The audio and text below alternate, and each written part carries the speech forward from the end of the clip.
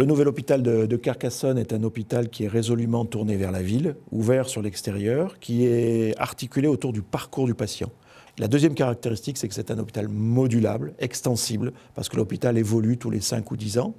Et puis la troisième caractéristique, c'est un hôpital qui se veut résolument économique, avec des proximités fonctionnelles qui diminuent les distances et qui en même temps, au niveau énergie, est ce qu'on appelle l'éco-hôpital, puisqu'il est certifié haute qualité environnementale. Le choix a été fait d'avoir ces transports automatisés. D'abord parce qu'en termes de métier, il est plus intéressant d'avoir des métiers un peu plus performants, un peu plus techniques. Et ensuite, en termes d'organisation, ça nous permettait de fixer toutes les organisations. Le transport automatique lourd s'organise autour de 12 tortues. En fait, 11 tortues plus une de remplacement dans le cas où il y aurait un problème sur une. Et nous transportons en moyenne 360 à 400 chariots par jour dans la galerie des étages jusqu'à la plateforme. Pour DS Automotion, la caractéristique de ce projet, c'est qu'il a été vraiment conçu en amont, c'est-à-dire avec la société Fondeville et également avec l'architecte AIA. Tout a été décidé également en coopération avec l'hôpital de Carcassonne pour avoir un système qui soit adapté à ses réels besoins.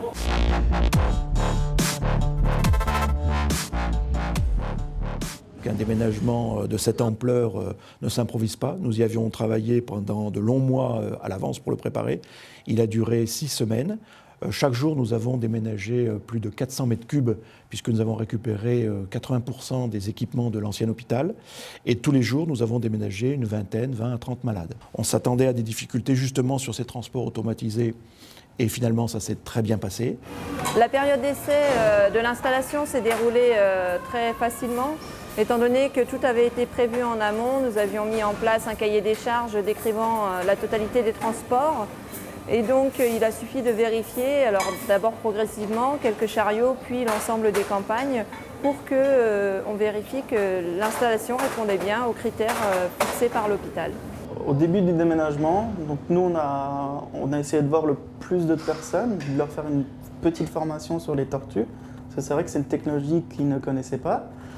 Et donc cette petite formation, on leur a permis d'expliquer le fonctionnement des tortues, comment elles allaient travailler avec eux, et aussi donc, leur expliquer le placement des armoires en gare. L'accompagnement de DS Automotion s'est fait tout au long de la phase préalable, bien entendu, d'organisation qu'il a fallu mettre en place pour un peu démythifier tout ce qui concerne ces fameuses tortues, qui était un peu une inconnue pour tout le monde dans l'hôpital. Donc cette phase s'est faite en amont, très en amont, pendant 1 an ou 2 ans, en même temps que la construction de l'hôpital. Et puis c'est prolongé par un contrat de maintenance qui va gérer pendant 1 an après l'ouverture cette supervision des tortues. Notre travail, c'est de superviser le bon fonctionnement des transports. Donc dès que nous avons un problème avec un AGV, on a un signal sur l'ordinateur. Et donc ce problème, après, on peut soit le régler informatiquement, soit on est obligé d'aller sur place. Donc le fait d'être présent sur site, ça permet vraiment le bon fonctionnement du système avec le moins de retard journalier. Vis-à-vis des utilisateurs, de nous savoir sur le site, sur place, de savoir qu'on est derrière les tortues, c'est vrai que ça les rassure aussi.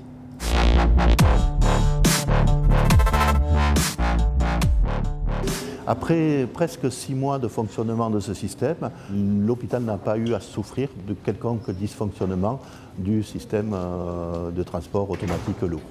L'apport très important a été la coordination entre les services soignants et les services logistiques. Ça nous a contraints à être très organisés entre la logistique, entre les soins, entre l'organisation médicale et l'organisation logistique, ce qui est un plus indéniable, qui n'est pas facile à mettre en œuvre, mais qui nous permet d'avoir une analyse par process, ce que n'ont pas tous les hôpitaux, et qui nous a permis aussi, je dirais, d'aller beaucoup plus vite sur, par exemple, la dispensation nominative du médicament, puisque maintenant, les médicaments sont par pilulier pour chaque patient. Et je pense aussi que ça a été un apport énorme en termes de gestion des stocks, qui nous permet de réduire considérablement nos stocks, ce qui a un impact économique non négligeable.